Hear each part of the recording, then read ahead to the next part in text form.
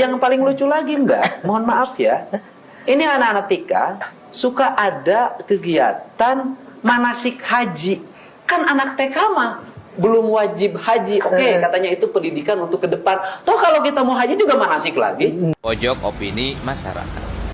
Hari ini kita diramaikan kembali dengan statement Gubernur Jawa Barat Deddy Mulyadi terkait dengan akan dihilangkannya manasik haji bagi anak TK kalaulah kemudian ada di SD dan SMP dengan alasan perampokan terhadap uang orang tua atau masyarakat dengan dalih pendidikan.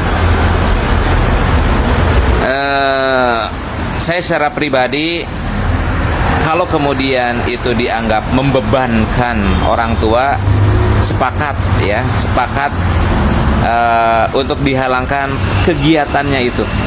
Tetapi programnya jangan dihilangkan, karena manasik haji ini adalah bagian daripada rukun Islam yang harus diajarkan kepada anak-anak. Kang Deddy Mulyadi sepertinya sedang tidak ramah kepada dunia pariwisata. Setelah kemarin ada wahana di Bogor yang diacak-acak, kemudian ada wacana supaya study tour yang bentuknya itu piknik-piknik, wisata-wisata itu dibatasi kalau tidak dihapus begitu. Nah, kemudian ada wacana lagi untuk menghilangkan manasik-manasik seperti anak TK manasik begitu ya, anak SD manasik haji maksudnya. Itu untuk apa? Nah, ini ada kemungkinan akan diberhentikan juga. Jadi ini menggemparkan karena memang berarti adalah merupakan suatu fenomena gunung es, di mana kalau tidak banyak orang berkepentingan di situ, ini tidak akan menjadikan sesuatu hal yang ribut, yang rame. Cuman kenyataannya ini kan rame. Sampai kemarin ada sekolah itu yang mengambil untung sampai puluhan juta dari study tournya. Nah, memang ini sudah menjadi ladang dan lahan bisnis ya. Kalau tidak salah itu saya pernah melihat ada sebuah masjid yang di dalamnya itu, maksud di dalamnya itu di tengah kompleksnya, itu dibangun Ka'bah ya. Jadi Ka'bah replika. Nah, itu memang bisnis manasik haji memang ramai juga. Nah, itu selain bagi orang-orang yang umroh melaksanakan manasik di situ atau yang akan haji melaksanakan manasik di situ, nah, manasik juga dilaksanakan oleh anak-anak SD, anak-anak TK begitu. Malah sampai anak-anak SMP yang mana mereka pun belum tentu akan berangkat haji. Jadi manasiknya dalam pengertian apa ya? Prakteknya begitu, latihan prakteknya. Nah, sampai sini ini adalah langkah yang saya pribadi begitu, karena saya tidak memiliki andil di dalamnya, sangat setuju sekali dengan apa yang diputuskan. Kalaupun ini diputuskan oleh Kang Deddy Mulyadi, karena memang qillatul manfaah, ini manfaatnya sedikit. Jadi kalau misalkan mau study tour dalam pengertian piknik-piknik itu dengan keluarganya lebih intim ya. Atau kalau misalkan mau dengan teman-temannya ya melaksanakan dengan teman-temannya. Jadi yang memiliki ide, yang memiliki gagasan itu bukan dari pihak sekolah, tetapi dari pihak siswanya begitu. Nah, ini kan sudah menjadi ladang bisnis. Cuman yang mau saya bahas di sini adalah dari segi hukum. Memang saya lihat ini Kang Deddy ini lebih paham daripada panitia manasik umroh itu, manasik haji itu. Memang perkataannya sangat menyentuh kepada esensi ya. Untuk apa anak-anak SD, anak-anak TK itu dikasih pelajaran manasik haji? Jadi dilihat dari segi ilmu, bahwa ilmu itu ada yang sifatnya fardu ain, ada yang sifatnya fardu kifayah. Yang fardu ain itu mau tidak mau setiap orang itu terkena oleh hukum itu. Yang fardu kifayah itu di dalam satu komunitas cukup beberapa orang atau satu orang saja untuk menegakkannya. Nah, di dalam hal yang fardu ain ini kalau kita ngobrolin anak TK begitu, anak SD, ini kan mereka belum terkena oleh fardu ain sama sekali. Jadi apabila seseorang ini terkena oleh perbuatan atau taklif yang sifatnya itu fardu ain, maka mencari ilmunya pun dia fardu ain, karena tidak akan ada amal apabila tidak ada ilmunya. Nah, sedangkan anak-anak SD, anak-anak SMP ini memang tidak memiliki urgensi untuk mempelajari manasik haji atau mempelajari manasik umroh. Itu tidak ada relevansinya sama sekali. Di mana tidak ada relevansinya? Satu, mereka itu bukan mukallaf, ya, itu kalau dilihat dari segi fikih itu. Yang kedua, dari segi bahwa kebanyakan dari mereka pun tidak akan melaksanakan haji dan umroh. Dan kalaupun melaksanakan haji dan umroh dalam pengertian dalam jangka waktu yang dekat, itu kan nanti ada dari pihak travel yang menyediakan hal itu. Jadi memang ini adalah sesuatu yang sia-sia.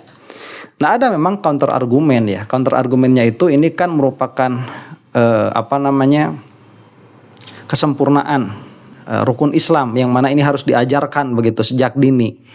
Nah, ini hanya menunjukkan kepada kebodohannya saja, hanya menunjukkan kepada ketidakpahaman orang tersebut di dalam memahami fikih ya. Karena yang namanya rukun Islam itu dia cukup pertama kalinya ditasdik saja, dibenarkan saja. Nah, adapun nanti misalkan seseorang ini apabila dia itu akil baligh begitu ya, maka sudah wajib atasnya itu sholat. Nah, sholat dulu nih yang penting. Jadi kenapa ilmu-ilmu yang tidak membutuhkan biaya, yang tidak ada bisnis di dalamnya, tidak ada uang di dalamnya, ini tidak lebih dikedepankan, diajarkan begitu. Sholat yang sah kepada anak TK, sholat yang sah kepada anak SD, meskipun mereka belum ditaklif untuk sholat misalkan, daripada untuk haji dan umroh. Karena meskipun ini tidak diselenggarakan oleh pihak sekolah, maka akan ada pihak lain yang akan mengurus hal itu. Jadi kalau misalkan ini sampai ribut di masyarakat, apalagi di kalangan akademia begitu, ini hanya menunjukkan memang ada bisnis besar di situ, yang mana eksistensi bisnis mereka itu terganggu dengan apa yang dicanangkan atau yang digalakkan oleh Kang Deddy Mulyadi ini.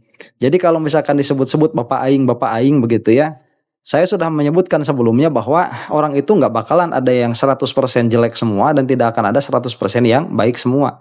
Di dalam beberapa permasalahan saya menilai bahwa Kang Deddy ini banyak permasalahannya ya, dilihat dari segi ilmu yang ada pada diri saya begitu, dan ilmunya itu ya ilmu syariat. Cuman di dalam hal yang lain masih dilihat dari kacamata syariat, ini nggak ada salahnya juga, betul. Jadi saya mendukung ya dengan apa-apa yang dicanangkan oleh Kang Deddy, karena beliau itu adalah pemimpin.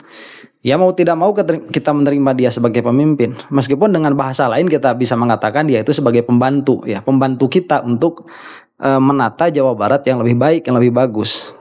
Nah, cuman kita katakanlah dengan bahasa yang halus, yaitu apa? Pemimpin. Pemimpin itu kan dia membawa kepada visinya, kepada misinya. Dan sampai saat ini saya melihat visi dan misi Kang Deddy Mulyadi di dalam pemerintahan itu cukup konsisten, yaitu untuk menata tata kota yang lebih bagus, kemudian ekonomi yang lebih baik, dan perkara-perkara yang di luar esensi itu sudah mulai dikikis, dikurangi sedikit demi sedikit, sampai-sampai kemarin itu ada narasi orang-orang Jawa pun menginginkan pemimpin seperti Kang Deddy Mulyadi. Nah, ini menarik dari segi itu, karena ini sudah termasuk kepada glorifikasi. Insya Allah nanti akan kita bahas. Cuman sampai pada video ini saya mau membahas masalah itu. Jadi Kang Deddy Mulyadi dalam hal ini saya lihat itu lebih sesuai dengan syariat daripada orang-orang yang menjadi panitia-panitia manasik haji itu ya. Dan satu lagi selain manasik yang mau diberhentikan juga kan, diantaranya itu wisuda ya, itu wisuda. Jadi kalau zaman saya dulu nggak ada wisuda tuh, SMP wisuda, SD wisuda, TK wisuda, itu nggak ada. Yang wisuda itu ya kuliahan saja, karena itu kan sebetulnya simbol ya, memindahkan tali toga itu kan dia adalah simbol, sebetulnya simbol dari bahwa seseorang ini setidaknya dia memiliki ekspertis begitu, memiliki pengetahuan. Ya memang itu nanti juga banyak filosofinya yang sudah tidak sesuai lagi dengan kuliahan saat ini, tapi ala kulli halin apa yang dilaksanakan oleh Kang Deddy Mulyadi ini sudah bagus, sudah baik, dan pada hal ini itu harus kita dukung. Kalau tidak ya kita sebutkan layak kita dukung. Demikian, mudah-mudahan ada manfaatnya. Wallahu taala a'lam bishawab. Assalamualaikum warahmatullahi taala wabarakatuh.